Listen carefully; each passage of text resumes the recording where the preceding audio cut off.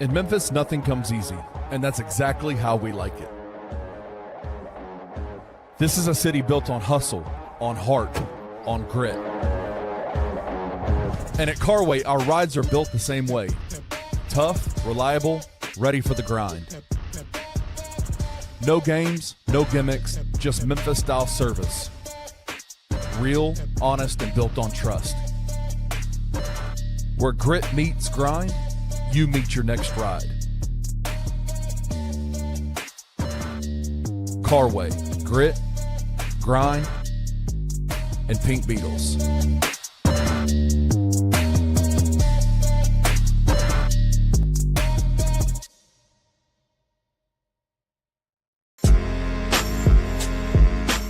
In Memphis, we know a thing or two about resilience. From the grindhouse to the Delta, we protect what's ours. But when pests invade your home, it's time to fight back.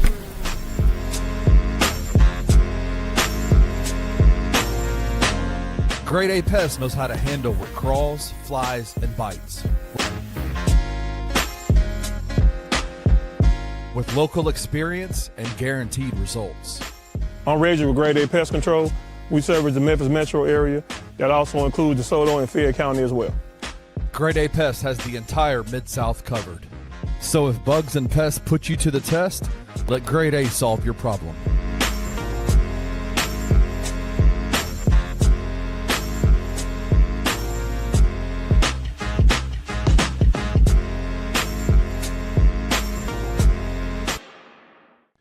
From the heart of Tiger Nation, this is where the insiders talk. Real stories, real access, and the pulse of Memphis athletics. You're tuned on beat with BCM. Now, let's get to the show.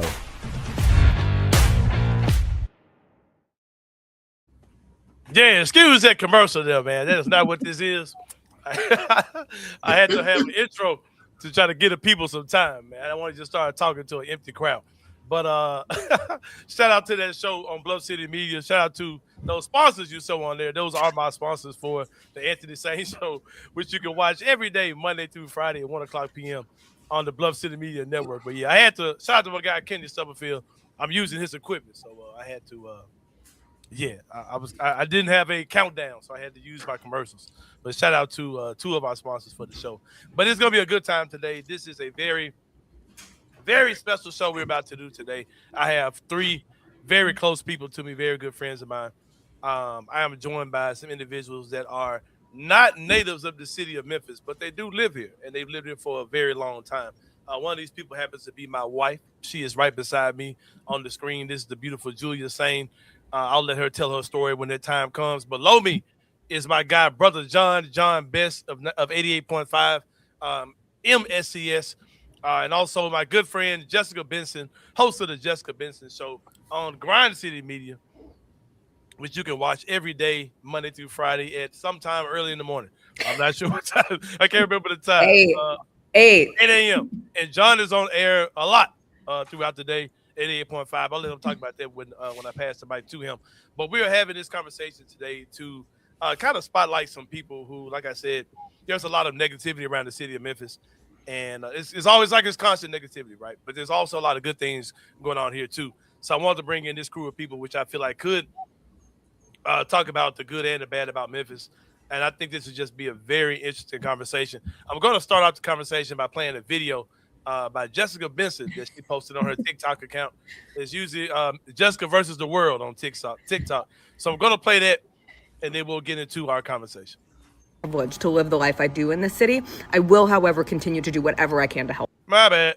LeBron James and I have 4 things in common. We both work for the NBA, we were both born in Ohio, we have both lived in Los Angeles, and we've both spent time in Memphis, Tennessee. Now here is where we differ. He has spent time in Memphis, playing a few games a season. I have lived in Memphis for the last 10 years, specifically downtown Memphis. Just to get that out of the way before someone says, you don't actually live in Memphis, what suburb do you live in? 38103, baby, thanks. And if LeBron spent actual time in Memphis, as opposed to just shitting on it because it's the easy and cool thing to do right now, he might realize what I've learned living in this city, which is that Memphis has a uniqueness and an authenticity to it that is so wonderful and so hard to replicate. I have never lived anywhere where community, real community, has been as accessible as it is here in Memphis. And I loved living in LA. LA. I miss LA. I also love and miss Denver, where I grew up. I love and miss Seattle in the Pacific Northwest, which I consider another home. I have lived in all of those places, and I can still find a lot of good about living in Memphis. Here are some of the things I love: the Civil Rights Museum, St. Jude, Stax, Sun Studio, the music history here, the culture created here, the diversity, learning about and appreciating people who look different than you, the food, Shelby Farms, Overton Park, the Orpheum, the art scene, the new Brooks Museum about to open on the river that looks gorgeous, the Memphis Zoo, Dixon Gardens, Tonley Park, the flippin' Mississippi River itself, FedEx, the golf tournament, obviously the Grizzlies, the U of M, Rhodes, Riverbeat Music Fest, Barbecue Fest. Did I mention the food? I hope I mentioned the food. I know not everyone in Memphis rocks with it, but Graceland, the ninth wonder of the world, the Bass Pro Pyramid. This is not a list that includes everything, so please do not come for me if I missed your favorite thing. And before you little gremlins do come for me saying I'm ignoring the crime and the problems, the city is far from perfect. It has sincere issues. Now, no city I've lived in is perfect. LA's traffic was Looney Tunes, and it was so damn expensive. My hometown was nicknamed the Bubble. Seattle rains. But so many criticisms of Memphis come in the form of bad faith arguments rather than identifying things like, I don't know, poverty that insidiously seeps into so many lives here. Everyone wants to share crime stats, and not the significant economic challenges that lead there. I want to be clear, I am not the spokesperson for Memphis. Someone who looks like me, like moi, should never be the voice of Memphis. I am very privileged to live the life I do in this city. I will, however, continue to do whatever I can to help Memphis. And that's not a platitude, that's my reality. I mentor weekly in a school in South Memphis. I highly encourage anyone who lives here to get involved with the schools. I support local businesses and share my experiences there. And I come to bat whenever I can for this place because it has been good to me. I will always be good to it. And in the meantime, LeBron James was a minus 37 in a 43-point loss to the Oklahoma City Thunder last night. Okay, bye. It was almost his age. He almost minus 41. That's my homie, man. Shout out to Jessica Benson, man. All right, Jessica, I'm gonna hand you the mic first. Tell us your story, how you got here, and just what Memphis means to you. Yeah, so my husband and I used to both work in local news. And so back in 2016, we were wrapping up our time in the first place where we lived, which was the Tri-Cities, Washington, which is about 3.5 hours east of Seattle. And we were ready to make our next move. We were making -$5 in local news in the Tri-Cities and trying to make -$3 in wherever we would go next. And I ended up getting an interview with the local 24 station here in Memphis. I came out for it. I remember going home, and I was reflecting on this yesterday, given all the conversations that have popped off in the last 24 hours. And my husband and I were like sitting on the ground of our apartment in the Tri-Cities, Googling anything we could learn about Memphis. I had been here twice in my childhood. My husband had never been here. And when you Google Memphis, like, good stuff doesn't come up. We don't have to lie. The first thing that we're going to see are Reddit threads of how dangerous it is to live in Memphis and the crime stats. And I just remember us having this conversation. And I think it also speaks to our desire and our ability to kind of like look through the BS that's going to be the first thing standing out and just say, hey, the city has a lot of things that we're interested in terms of professional sports, a really passionate college sports town. For me as a local sports anchor, that was really important to me to find in my next job. And we just were like, let's just do it. Like when I came here, I couldn't describe it to him, and I came by myself. He didn't come with me for the interview. I said, there's a vibe about this city that I cannot really put into words. And I might be off and it might be wrong, but whatever. We're only going to be there for 2 to 3 years. So yeah, right. Foul, like we'll go live in a different country. I'm from Colorado. I grew up in Colorado. He grew up in California. We had never really expected to live in the South. And we were like, oh, we'll see a new part of the country that we wouldn't have had another opportunity to. So fast forward, we come here and my first contract rolls up in 2018. And that was right around the time when Penny Hardaway is getting hired at the University of Memphis. And there's some good energy coming up with the rebuild of the Grizzlies. And eventually, they draft Ja. And I just couldn't imagine leaving. And so we signed another contract. And then the pandemic hit. And then an opportunity came up with the Grizzlies. And next thing you know, we've been here for 10 years. And Right. I don't know how it happened. Somebody commented yesterday, like, you've been here 10 years? And I was like, yes, time flies. But I think the really important thing from the very beginning when we got here, and I remember we were living in a hotel for a week while we tried to find an apartment and get all settled. But we went everywhere. Like in that first week, we went to the Civil Rights Museum. We went to Sun Studio. We went to Stax. We went to the Rock and Soul Museum down here. We went to the zoo, and we just immediately immersed ourselves in as much like activities in the Memphis area that we could. And I know I was very lucky to have a partner in crime to do that with. Sometimes people move here and they're by themselves, and that can be a challenge in itself. But I think just the importance of like really trying to learn what this place was about set such an important tone for us that has now carried over and been one of the reasons why, 10 years later, we own a home, we love it here, and we are really passionate about talking about how Memphis is not what is perceived to be around other parts of this country. And locally, too. Sometimes we're our own worst critics. Oh, man. Right.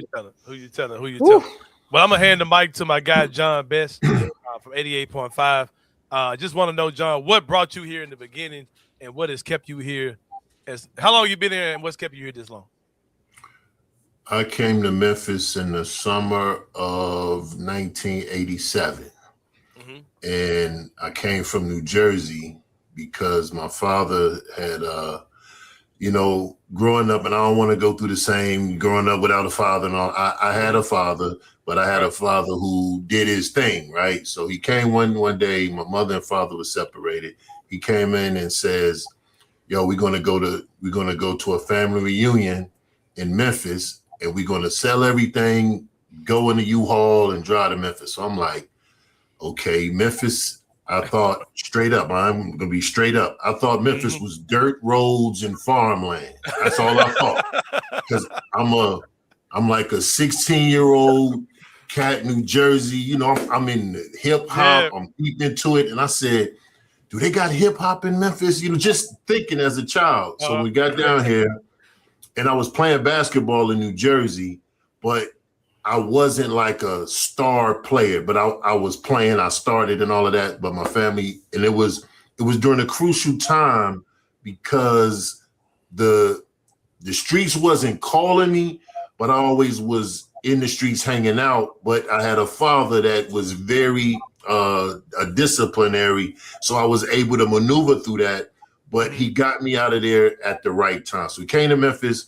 So as we driving to Memphis, I'm just thinking, man, dirt roads, farms, pigs, and all kind of stuff. The moment we get to Memphis, we were at Bellevue and Macklemore, I think, where that Church's Chicken is on the corner, was a Walgreens, right? You was out there. So, you was out there. Right. So we stopped there to use the phone to let the family know we in Memphis. And I get there and I'm looking around. I said, man, this reminds me of New Jersey because it was an urban feel. So I was like, okay, bet. So long story short, I ended up at over there for 3rd in Florida, like deep in South Memphis. So that was my introduction to Memphis. So I'm like, okay, this is an extension of New Jersey. Let's get it. So long story short, after that, the family reunion came and went, and my mother and father couldn't find a job. So they were like, yo, let's go back to New Jersey. Now I done visited Hamilton High School. I'm seeing what the basketball thing is like. Folks is like, John, you need to stay here and hoop.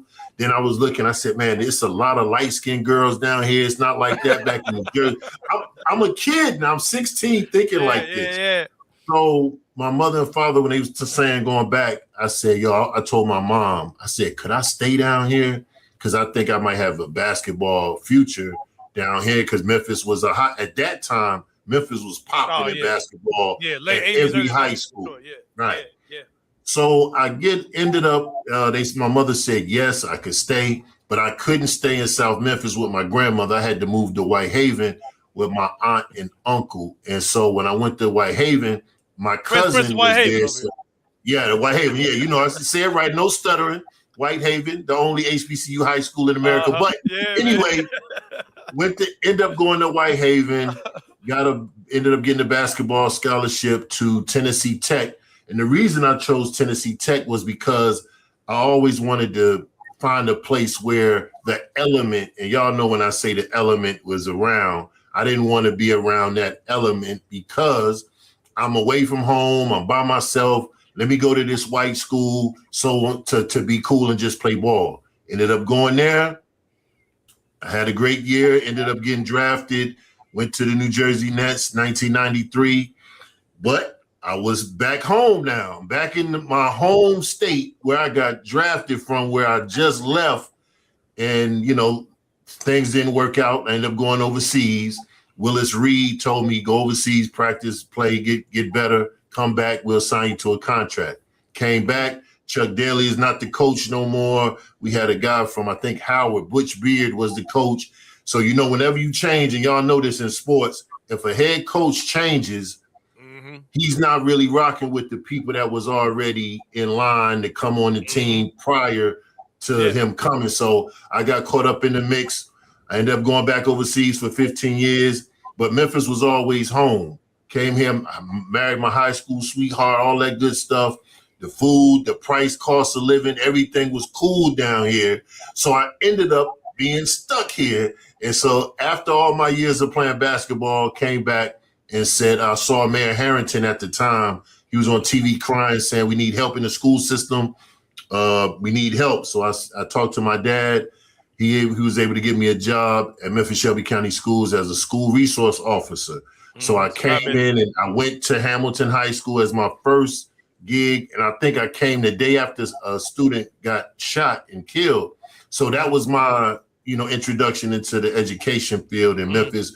But everything, big love to Hamilton High School, because that's what made me say, this is where I need to be, and this education field is where I need to be at. So went from a school resource officer to a teacher for 1 year, and then I became a videographer, then worked my way up to general manager. And the thing that what I saw in Memphis was, it was something about South Memphis. It was a soul, it was a feeling that when people were saying so much negativity about Hamilton was the worst zip code in the country, and I'm looking at these little children that's brilliant. And yes, we have trouble. Yes, just like Jessica said, it's everywhere. It's there. We have the issue, but I was looking at little Black children really trying to make it in the situation they were in. So that's what made me say, yo, this is the place to be. I don't want to go nowhere else. And then that's when I just fell in love with the community and been here ever since. For sure, man. For sure. I'm going to pass the mic now to I love y'all stories. I'm glad y'all are here. But there's no one I'm more excited to decide to come to Memphis, Tennessee than the lady to my side over here, Miss Julia Sane. She was Julia Content when I met her. She's also in content creation as well. She has a great podcast. It's about to relaunch very soon. We'll tell y'all more about that as time comes on. I met her podcasting, so that's the story of how we got together. But yeah, Miss Julia Sane, share your story of how you got here and what has kept you in Memphis this long. Okay, so I'm also from New Jersey. I'm from East Orange, New Jersey, born and raised. I moved to Memphis back in 2008 as a young adult.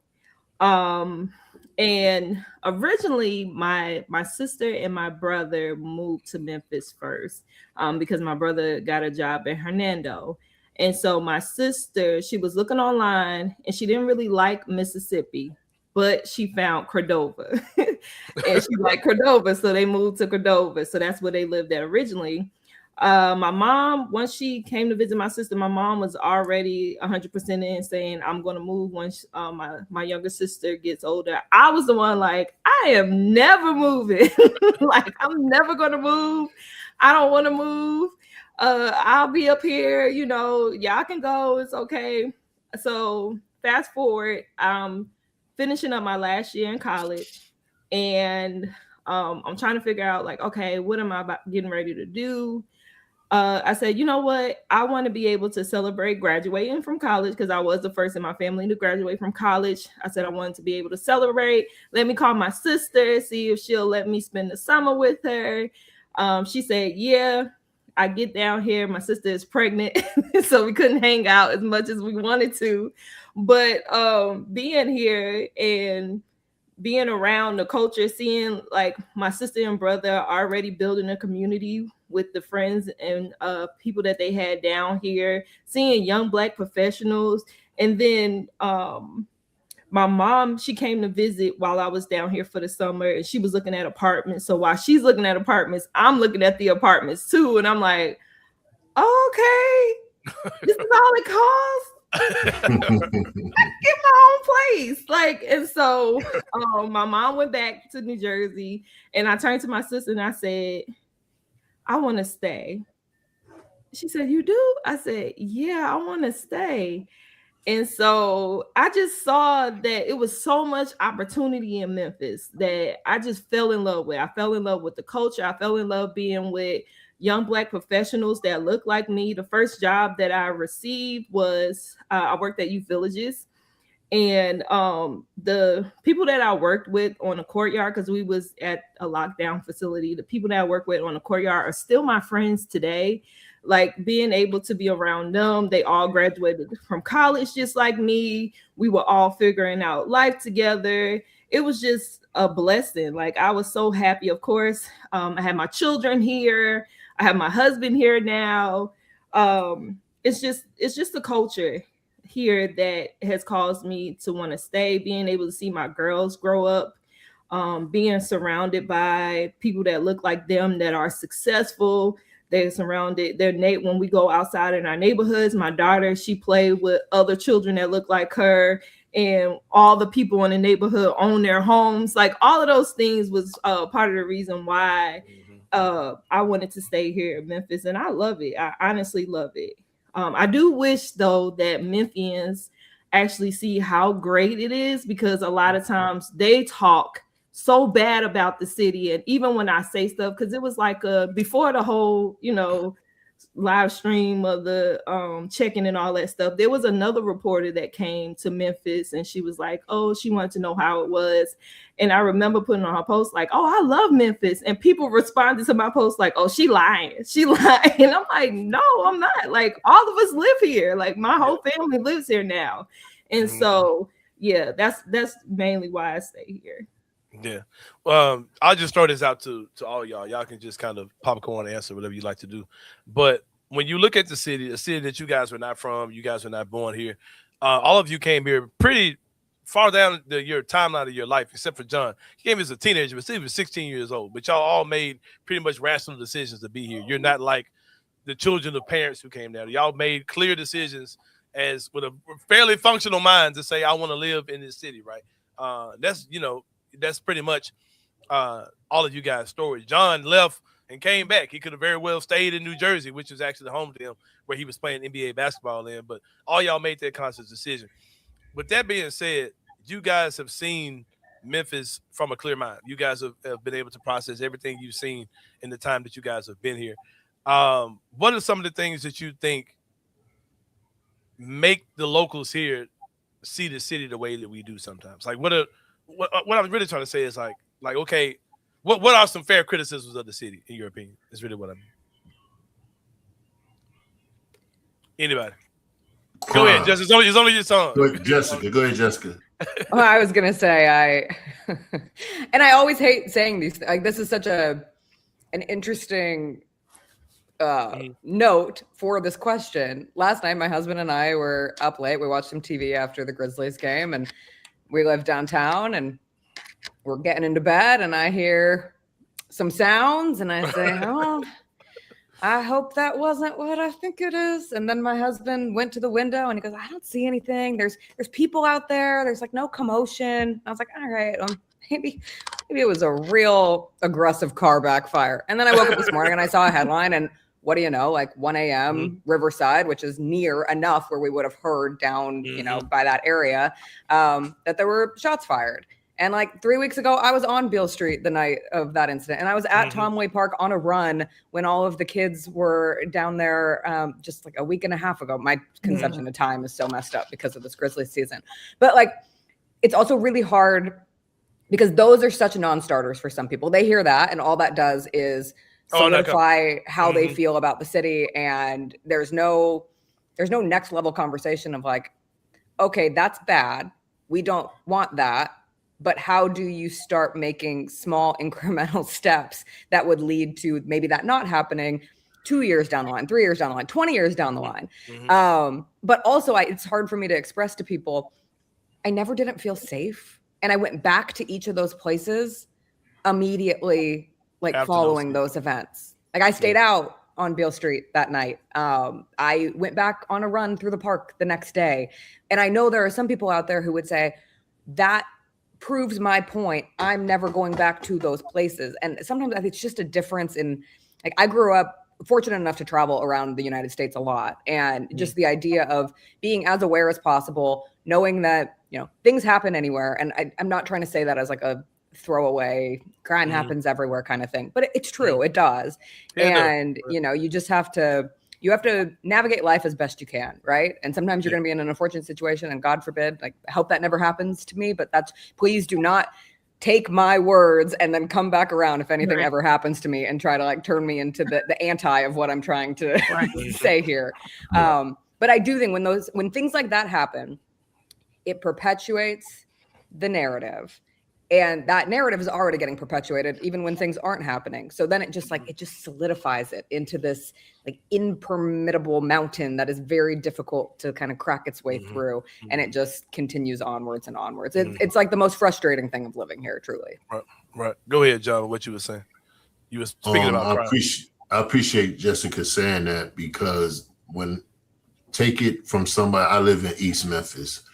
And when I saw the report last night on social media about something happening on Riverside Drive, I'm like, okay, here we go again, and it's like we start to become numb to that type of atmosphere, right?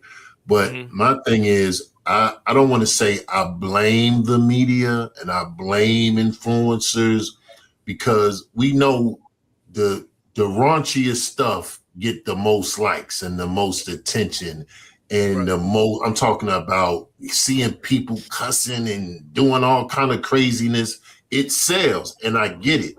But if you don't have nothing to balance that out, like, hey, we got this going on at Botanic Gardens this weekend, or something to show it's other positive things going on in Memphis besides Rendezvous Barbecue, and that's not a slide to them, but it's just we push barbecue in Beale Street in Memphis is much more. There's a lot more going on than just than that. But when everybody says, "Oh boy, Memphis, y'all got some good barbecue," and I'll be like, I'm like, okay, shout out to all the barbecue in Memphis, but we also got the best hot wings in the country. But being funny, but the thing is, we do have other things, and I don't think that other than food, that's not being highlighted, like crime and negativity or stuff. I mean, just even when you go back to the school board meetings and what happened at county commission, and when you see people up in these meetings just doing crazy stuff, people want that. I got in trouble because when it happened at our board meeting, I cut the feed because I was not going to show Memphis to the world when people was just acting crazy. So I said, nah, I'm gonna take whatever hit that come with that, because I don't want to put Memphis out there like that. Other people, they want to push that wildness and all that craziness. I don't. So shout out to all the people and content creators that push the positive in Memphis, not just barbecue and blues music. So I think the media and influencers have a lot to play in that. Yeah, Ms. Sane, me and you have these conversations a lot about the untapped potential of Memphis. But what are some things about Memphis that you think are fair criticisms, and how do we kind of navigate from some of those things, in your opinion? I mean, obviously we talk about crime, right? But I also think that when it comes to the criticism that Memphis get from Memphians, is mainly because of resources and exposure, right? A lot of people stay in their bubble. So a lot of people, they stay in South Memphis, they stay in North Memphis. They don't come out from Germantown over to Whitehaven. So they always stay in a bubble, and whatever they see is what they see, and that becomes their reality. And that makes them feel like there's nothing beyond that. And we've seen it ourselves when we take my oldest daughter friends places. We take them to Midtown and they looking like it's a foreign place, right? Because they just never been outside of what their scope is and what that looks like for them. And I think that that's what causes the criticism to happen, because they feel like that is all Memphis has to say, or Memphis has to offer. So like when Jessica in her video was explaining all the different places in Memphis, right? A lot of people in Memphis have not seen it. I live in Whitehaven. I have not been to Graceland. Well, you also outside of driving past it. I said it for the international tourists. But I did go. I went to a comedy show at the Graceland Live soundstage, and I'm just we did that. We did that. But like, so I feel like when that's all you see, that's where you. So when you have somebody that comes from the outside like us and be like, "Oh, I love it here," and they're like, "Why you move here?" Well, because this is why I moved here. You are why I moved here, type of thing. Right. So I think that is like why I guess the criticism is fair, I guess, in that regards, because people are speaking for what they see. Something that I see happen a lot in the city is you'll see people who they, like you said, they may live in a struggling community, right? And then they come up, they get their money together, and they may move out of town. They may move to a totally different city. They may move wherever, right? And then they say, well, this is better than Memphis. It's like, okay, it's better where you came from, but you might well have stayed in Memphis and moved to another neighborhood and came up the same way, or your neighborhood could have gotten better over time. It's like they compare this new city they live in, and they've never even been to the bad parts of that city, and then they compare it to, well, this is better than Memphis. But really, like, you know what I mean? Like every part of Memphis is bad. Like that's the part that really frustrates me. It's just we talk about a me too. Right. I hate when people do that. They move out of town. They say, "Oh, it's so much better here." Yeah, because your finances changed and you moved to a totally different, not just a new city, but your class level increased, right? And then like they compare that. Like you're not eating ramen noodles without the pack anymore. Right. It's not just that you move to another city. You move to another class. You know what I mean? So a lot of people just gotta leave that whole part out. Another frustration of mine about the city is that like we almost have this thing where it's like an inferiority complex, right? Where it's almost like we don't feel like we're good enough to be great. And I think this is a great city. I think this is an excellent city, right? But like we just have this inferiority thing where it's like we feel like there's a cap on how good we can be, and that cap is very low for most people. It's not even a high cap, right? It's a very low level that we think our capabilities are at, and because of that, just a lot of just horrible conversations, horrible attitudes come out of people's mouths, man. And another thing about Memphis that I probably hate more than anything is the fact that there are a lot of people in this city that do a lot of talking about problems, but have no desire, effort, solution, idea, premise, anything about the solution of it, man. Like it's crazy, bro. Like I'll see people talking about this, that, and the other. Okay, bro, because like my thing is, I know for sure this man below me is a man who is a hands-on brother when it comes down to kids. I've literally seen him put hands on kids in good ways. And in good ways. Right. I've seen it. But I've seen him have to redirect some kids a couple of times, right? When we were at Hamilton High School together, I've seen him have to get kids in order. But and I've seen them be able to put an arm around a young man and it be received, or give encouragement to a young lady. I've seen them do these things, right? And I know Jessica does what she does, and I know how Julia is with the things she does with young people as well. But there's so many people here, man, that can sit and say, "Oh, these kids, they ain't nothing," or they parents, it's a parenting issue, and their parents say nothing. I'm like, okay, bro, we identified it. Like there is a parental issue. A lot of these kids don't have dads. Their mom's in a compromising situation, or weird stuff might be going on with that. But why can't we as a community take these kids on? Like I had this conversation with a pastor friend of mine. It's a great brother, Terrell Munger. He was on the last one of these I did. And he's another guy who's big about the city, right? And I said, Pastor Munger, the problem that I have is there are so many people in Memphis that claim to be of some type of faith, whether there's some church or some religion, or there's churches all over the place. And I said, I'm like a guy like Pastor Munger can make a comment, and there's 300 people in the comments. Amen, Pastor. Like he said, he'll say something. All these pastors in Memphis, they'll say something. There's 1,000 people in the comments, right? They're like, yeah, amen, Pastor, amen. But what if those same people that in those comments that are, amen, these kids are out of control, or amen, these women are out of control, or amen, these men are out of control? What if we took the next generation and said, hey, I'm going to be responsible for 1, person. I'm responsible for one kid that ain't mine, that ain't my niece, ain't my nephew. One kid that I ain't got a relation to. If not responsible, like I'm going to move you into my house, but I'm going to be a hands-on mentor to you. I'm going to show you in their life. In their life, just be in their life, just one kid. If everybody did that, there are enough people who are not ill-willed. There are enough people who are for positive things that could actually make some change if we did that stuff. But in Memphis, it's just so much talking about what the problem is. But it's like a handful of people seem like that they're even willing to even care about any possible solution. But that's my soapbox. I really ain't got too much more to say. I just want to get more thoughts from you guys. Jessica, let's throw out a hardball scenario to you. Okay. Not only are you not from Memphis, right? Yes. Not only are you not from Memphis, but like the video we played in the beginning of the show, you don't look like the majority of the people here. Really? If somebody was to put us in a lineup and say 3 of these people from Memphis, one of them ain't, they would say, "Oh yeah, it's a white lady." But you're here and you're not a woman of color.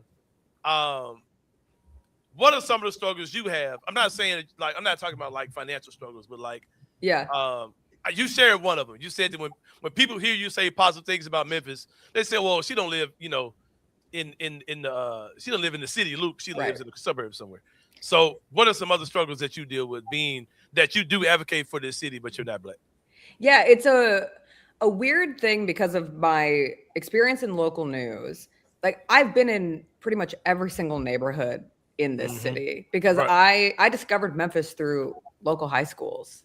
Like I'm going to Fraser and it was my first experience, like, walking through metal detectors going into a high school, and I'm going to these games by myself on Friday nights. And I think what really stood out to me early, especially, was like, people were so nice to me because I obviously stand out a little bit. And you drive in that news car and they're like, "Oh, it's the news lady."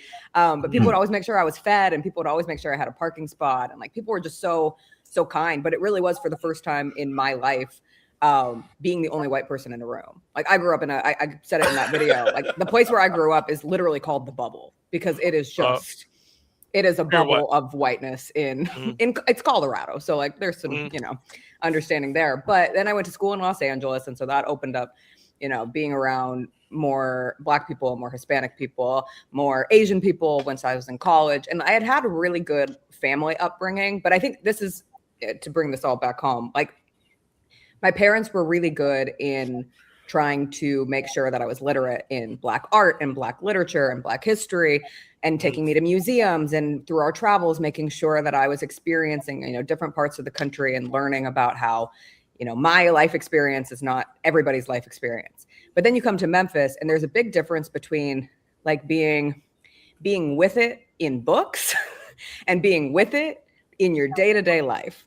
And that's just something, unless you are living in a predominantly Black city, like you're not going to get that experience. And so like I have a lot of friends in my life who just, they'll never get it because they're living in, even the ones who live in New York and LA, like it just feels like a different, like segregated culture still. And and a lot of that happens here in Memphis too. Like, let's be completely real with it. But I've just been so appreciative. Like living in Memphis has made me a fuller person.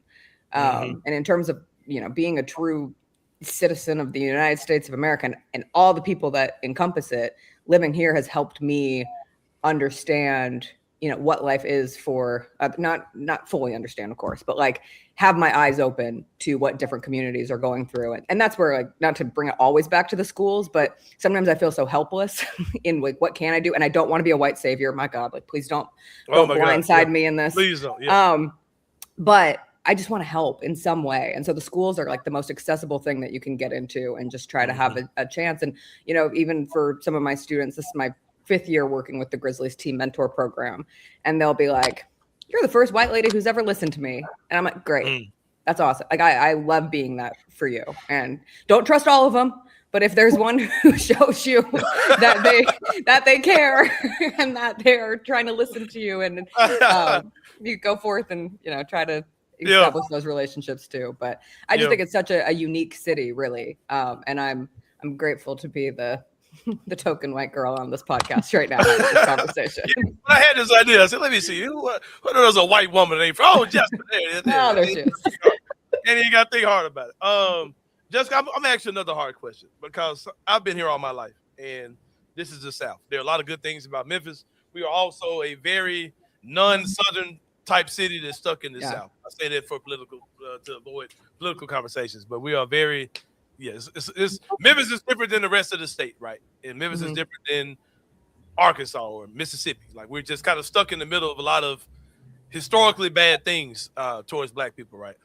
And I had this conversation with my wife often, and I say things like, a lot of white people that are in the city. I remember Dave Chappelle did this skit. I know John Best is a Dave Chappelle fan as well. He did a skit on Saturday Night Live where they were talking about the elections, and it was like, well, that's just that city. That's a racist city. Like it's not gonna be like that here, right? And Dave Chappelle was like, oh, so so they're the only city that's racist, right? Like that's the joke that Dave Chappelle was saying. And I'm saying all that to say, a lot of times you'll hear people in Memphis, and they'll have conversations. And it's like, I'll be like, okay, that person is racist, but doesn't realize they're racist, right? Yes. And a lot of people here in Memphis, white people, I'm saying, I'm not trying to put you on any type of spot, but I'm just saying, have you noticed that there are people here who they are very much racist, but if you ask them, they have they would not think that at all. They would not say that at all. But everything about their life is racist. Like they try as hard as they can to be away from Black people. They don't intermingle with us. They don't live by us. Their kids don't go to schools anywhere near us. They'll go to a game. They'll go to whatever. They'll go to a football game, basketball game, but they have no dealings with Black people. Don't want to be on any side with them. They side with things that are against us and all these type of things. They'll openly do these things, right? But they'll tell you they're not racist. Not to put my guy Kenny Stubblefield on the spot, but I'll just use this as an example. Kenny lives next door to a man who was a big advocate for keeping the Nathan Bedford Forrest statues alive. And that's Kenny's next door neighbor. And Kenny also, I don't mean like Facebook posts. I mean like me and the brothers are getting together and making sure those statues don't come down. Like that type of involvement, right? Like he was one of them dudes. He might have been that dude, right? And Kenny also said that this gentleman hangs a Confederate flag outside his house, like hanging it, like big Confederate flag on his house, physically on his house, right? And Kenny asked him, like, dude, what are you doing? Why do you hang that? And Kenny said he prefaced the conversation with, well, brother, I'm not racist, but I want to keep certain people out of the neighborhood. And like I said, as someone who's not from here, who is as open-minded and not a racist as I know you are, do you see that the same way Black people see it from other white people? Yes, it's infuriating. And I will, like, honestly, one of the challenges, I'll put it that way. Sometimes when you live in Memphis or someplace in the South, I should say, or actually, no, I don't want to give the South a pass, but like this happens everywhere. I've lived in Denver. I've lived in Seattle. Listen, I just said that my hometown community is called the Bubble. Like it's an incredibly predominantly white community, and there's probably been a lot of activity that has tried to have that by design. Right, exactly. Those people will be the ones who are like, no, I voted for Obama for a third term. And then you're like, okay, get out. You get out. Yeah. And they'll be like the ones who are saying that, I'm all for it, except when it comes to my neighborhood. And God, please don't bring low-income housing anywhere near where I'm living at this moment. But it's hard when somebody makes the assumption that you're on their side just based on the color of your skin. Here, with being a white person, and someone will say something, and you're just like, it's an odd thing. It's an odd thing to say.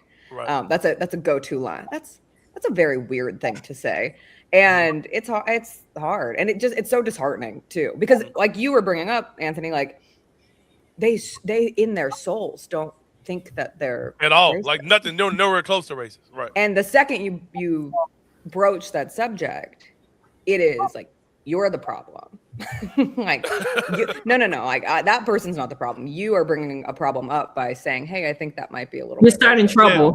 Yeah, yes. And it's just I don't have any.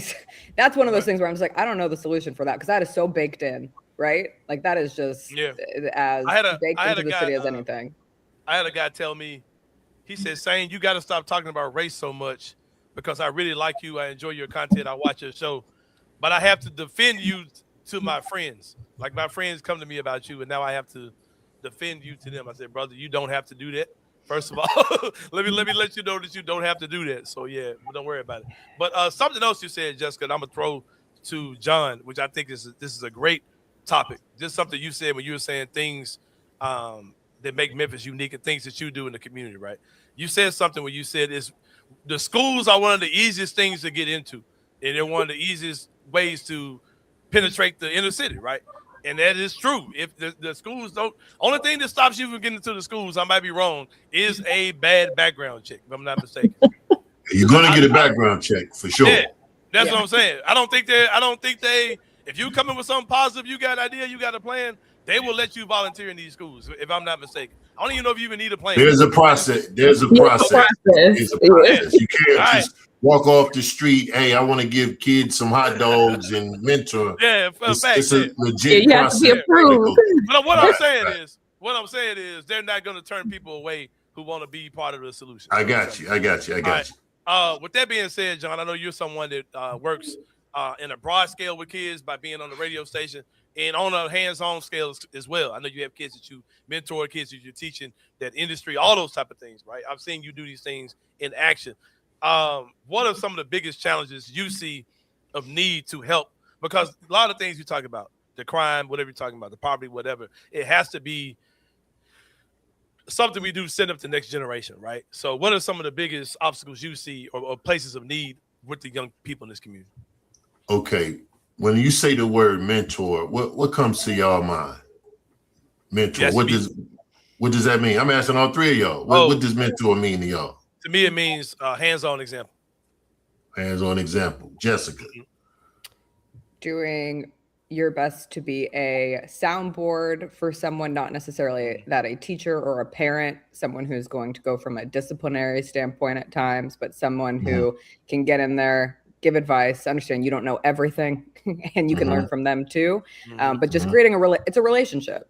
It's a relationship where you're trying to pour back into a young person to make them more confident moving forward. I like that. Okay. Thank you, Julia. What comes to mind when you hear the word mentor? That's what I say as well. The first word that comes to mind is relationship. Somebody that's a guide, somebody that's an influence. There you go. On children's lives. All right. So I have a problem with when people, to your point, brother, saying people want to come, they want to help children, they want to mentor children to get into the school system. Okay.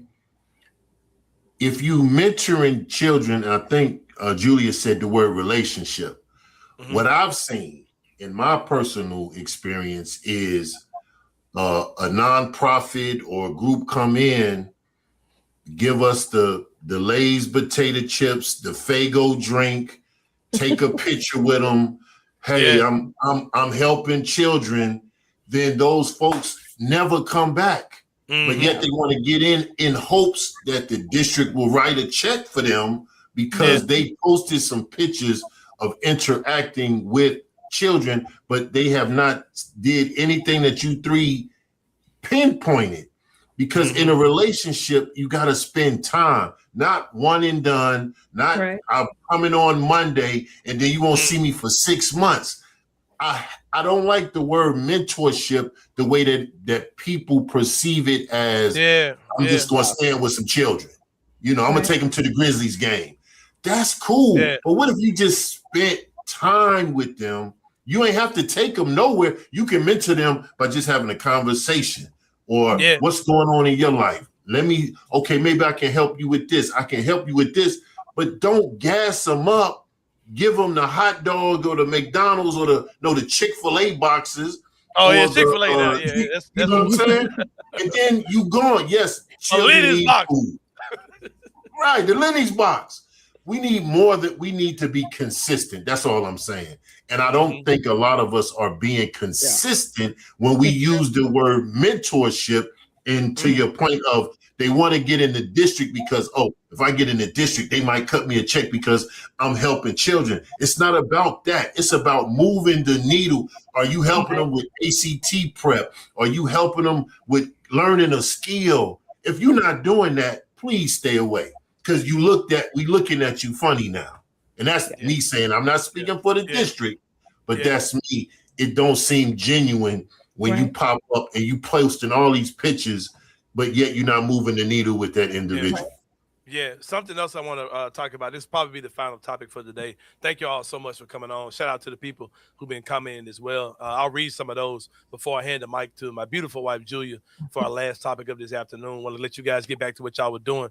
Let me see. Oh my God, Ricky D. Fundren, who's a local author in the city, does some things in the mental health community, if I'm not mistaken. He says, super dope pod. Thanks for sharing. My guy Nick says, I moved from Memphis to Southern California too. Same exact issues, but the conversation is avoided here. He's talking about the things that Jessica was referring to, I'm sure. And also my guy Tussle Wilson says, this is why I love listening to Jessica. I grew up in East Memphis, but live in SoCal now. It's everywhere. Just kind of tying up everything you guys were talking about with I could have popped those on the screen, act like I don't know this. What am I doing? It's what I do every day. You engaged, brother. You engaged in conversation. Man. I'm sitting there reading like I couldn't just pop these joints up on the screen. Yeah, man. Yeah, there it is. Yeah, bam, there it is. Yeah, shout out. But no, hand it over to my wife, Julia, saying we talked about the mentoring aspect, right? And I think that if everybody was to close their eyes and picture, okay, we talk about youth in Memphis, we talk about crime, we talk about issues in the city, young people, all that. If you close your eyes, you're seeing young black boys. Right, this is what people probably see in their minds when they think about these things. Something that I know you're big about, Julia. I know you are because I see you do these things in action through our organization, Memphis Magic Volleyball Institute. Why do you think that girls are as important, if not more important, when it comes down to having one-on-one mentors in the city? Mainly because when it comes to girls, the girls are going to turn into women, and women have the superpower of giving birth to children. So they help us to recreate and produce populations and so forth and so forth.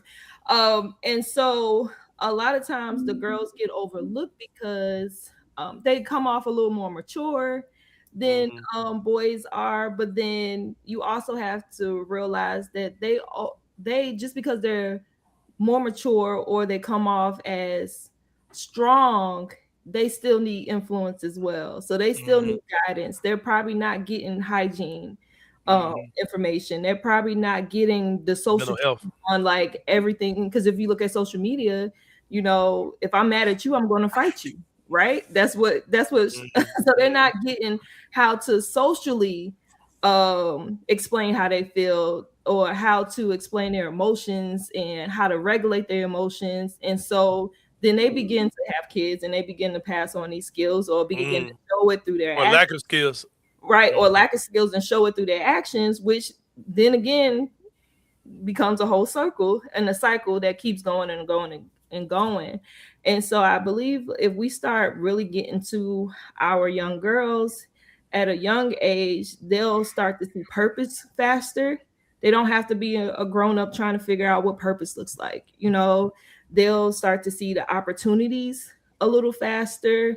And it also helps with the economics when it comes to these different cities and things like that. Like, you know, certain statistics, I don't know how true it is, but they do say like African-American women are the most educated and things like that. But we really need to focus on not just girls are athletic as well.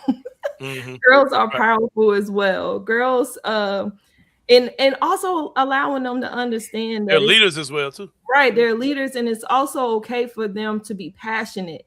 I think a lot of things when we see with like the women's sport and things like that, the whole, you know, stuff with Angel Reese and all of those people is like when they show their passion, it's kind of looked at like, oh no, like that's not okay, you know, type of thing. And so being able to just reach out to the girls and show them how it's okay to be confident. It's okay to be passionate.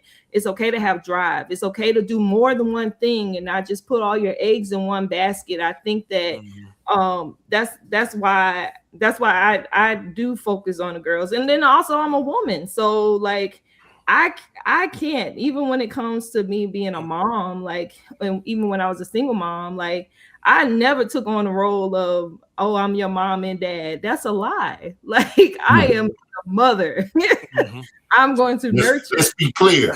Right. Let's be very clear. I'm going to nurture, I'm going to be your mom, and I'm going to show you by example. And so I just think that we shouldn't lose sight of the girls also when it comes to the mentorship piece. And the key part of that as well is that something that we do well is we work and we mentor these young ladies together. It's not just you. They get to see that you have a husband. They get to see us interact, get to show us, see us showing affection, all those type of things.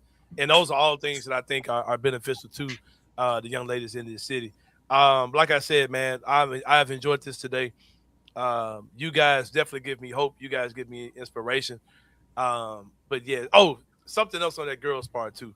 Nothing grinds my gears more. Like I talked about how Memphis is big about having people who they can identify something as a problem, but they want no part of the solution, right? I see so many people talk bad about the young ladies in this community and, they so fast and they this and they this and they listen to all this crazy music and they, okay, sweetheart, but they would love to have an auntie like you. I guarantee you, those ladies, you know what I mean? Like they would love to have auntie whoever to be in their life and get them some guidance. Y'all think they don't. Y'all think they don't, man. But these kids, if you come to them the right way and you earn the right to be heard, that's something I've had a conversation with a lot of people about earlier. If you're just gonna sit here and yell at these kids and point fingers at them and tell them how far away they are from you, that serves nobody any good in anything. But if you earn the right to be heard in these kids' lives, show themselves that you want to be a genuine part of their lives, you can touch these kids and you can affect them in ways that even you, who just somebody in the comment section, you can be the person that can affect these kids' lives. And my friend Kimberly Verner is somebody that I know for sure can vouch for this. She has an awesome organization as well. Her and her husband do some amazing things in this city. But yeah, for sure, man. Can I ask one question though? Go ahead. Before we go, bro. We good. Go ahead. I was in a academic meeting with high-level education people for the district, and I asked this question. But I think it's fitting because we got three people here, and it's real simple. And the question is, if Memphis was a book, how would you describe it to make someone pick that book up to read? If it was a book, what would you say to get somebody to pick that book up and read it? Is this an answer you need right now? Okay. Well, I'll leave it with you. I would think about when it comes to books, and like we read the back of the book first to see if we want to read it. I would focus on like what I said when I first started out at the top of the show. I would talk from the perspective of the culture in Memphis and coming from the music culture to just the social culture, the language, like all of those things are intriguing to somebody that's outside of here, right? That's part of the reason why some of the stars people gravitate to those stars just from their dialect, right? And so that's what the book would be for me. Like that's the angle that I would take to make somebody pick it up and roll with it. Right. Jessica, what you think? Your eyes is moving, Jessica. Real quick, John. Hold on, y'all. Okay. Kimberly Verner is in the comments. She says her book would be called "Don't Judge a Book by Its Cover." I like that. That speaks a lot. That speaks a lot. I like that. Yeah. If it's one of them cities, you got to pick up and read this book because.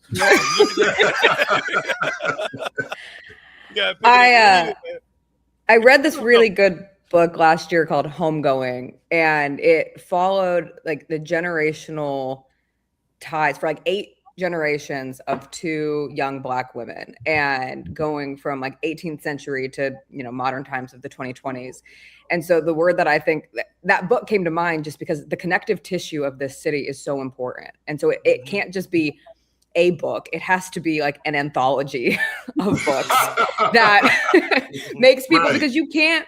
And to bring it like fully back to even LeBron's comments, like if you're ignoring the history of this city when talking about this city, like you've already missed the mark. Like there is an importance to understanding the context. And I know nobody reads anymore, but so go watch a TikTok or a YouTube video about it. Whatever, however you can find a way to just understand the importance. And also it's a book that's not, finished being written. Like just because the story of Memphis is what it is today, it does not mean that it has to be the story of Memphis, 5 years from now. Now I will say, like, I would hope that book stays authentic. Like that doesn't mean changing it in a way that gets away from, again, the soul of what Memphis is. And so an anthology, that's not a sexy answer because nobody wants to read, and nobody wants to read like 8 500-page books either.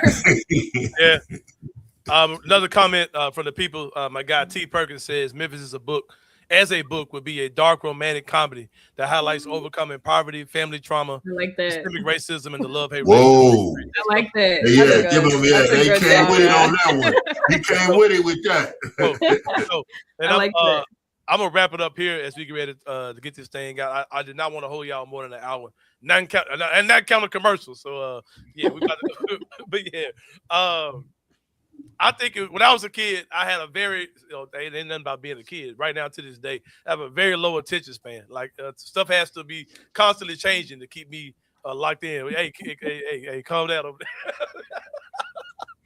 Stuff has to be constantly changing and moving and flexing for me to stay with it. Like I have a very low attention span. I probably had ADHD, but my parents grew up in poverty, never took me to the doctor. They just told me to go take a nap. Like they could probably whoop my butt. They gave it to me and took a nap. I never was diagnosed with it. But anyway, because of that, my favorite books as a kid were choose your own adventure books, right? It was a book where you would start reading the book and then say, okay, if you want this to happen, turn to this page. And if you want this story to happen, go to this page. Different combinations. There were different combinations to it, right? Like you might start all over again. Well, I'm gonna read this path and see where this path takes me, right? I think Memphis is a choose your own adventure book in that sense, where if you're in this city, man, you can be a scholar who goes that path, and you can do all these great things, or you could be a creative who. My dream is to be a musician or to be a podcaster or a radio host or a sports commentator or a great teacher or a nonprofit founder, all these type of things, right? Like there's so many paths in Memphis, so many things you can do. And it's such a diverse city. And a lot of times people say diversity just means like, a lot of things that people call diversity just means white people were there. And that's not particularly diverse, right? But to me, Memphis is a diverse city because there's so many types of different people, right? You may go out to a place and there's poor people, rich people, this type of person, this person who speaks with a particular dialect, and this person who doesn't, and people who, because I do music bingo, I host music bingo in the city, right? And there'll be times where I'll play, it'll be a diverse group of people there, like people from literally all over the world, right? And I'll play a Glorilla song, and some 45-year-old soccer mom knows it word for word. You know what I mean? There are certain things in Memphis that just bring us together. Oh, I hate saying it. But anyway, because some things don't need to bring us together. Sometimes we need to realize, because whenever you came here, don't leave that way again. Like, you came, like, let's do some stuff to make us be a different person when we leave. Anyway, but that's what I think Memphis is. I think it's a choose your own adventure book. So many different paths for success. So many different paths to find yourself here in this city, man. I love it. I can't help it, y'all. I love this city. I ain't going nowhere. I used to say I'm gonna live where my son lives. Being a co-parent, that's something I like to say a lot. But even if I had the choice, I would not go anywhere. I'm an advocate for this city. I love this city. I love the young people here. I know everybody on this panel does as well. But thank y'all so much for coming out this afternoon. I think this was a great conversation. This city is definitely not without fault. It definitely has a lot of flaws. There are a lot of things that can be done to make this place great. But yeah, man, I do appreciate people like yourselves who advocate, who literally chose to. Y'all weren't born here. Nothing is keeping y'all here, and y'all choose to call Memphis your home. Thank you to Julia Saint. Right. Thank you to Jessica Benson, host of the Jessica Benson Show on Grind City Media. Thank you to my guy, John Best, Brother John, from 88.5 MSCS. Thank y'all so much. We about to get up out this joint. I don't know what's about to happen when I hit end, but if it turns to something else, just cut it off. Just cut it off. We'll see y'all next time, man. Y'all have a great weekend. We'll see. Thank you for listening to this episode of On Beat with BCM. If you enjoyed this episode, leave a rating and a review wherever you download your podcasts. Also, like and subscribe to the Bluff City Media YouTube page. We'll see you back here next time.